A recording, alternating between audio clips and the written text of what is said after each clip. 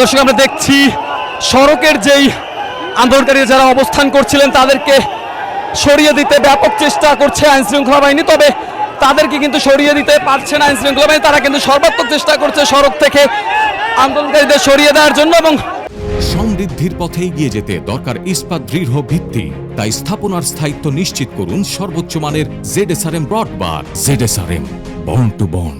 আন্দোলনকারীরা কিন্তু কোনোভাবেই সড়ক ছাড়ছে না।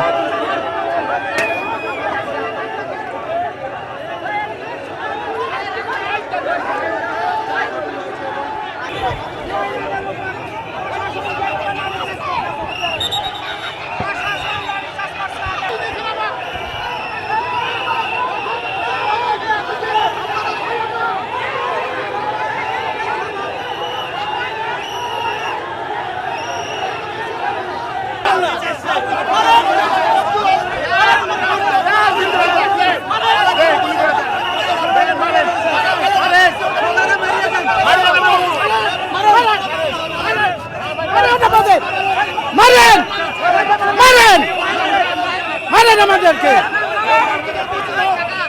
একটা গাড়ি চলার অনুমতি দেন আপনারা, একটা গাড়ি চলার অনুমতি দেন।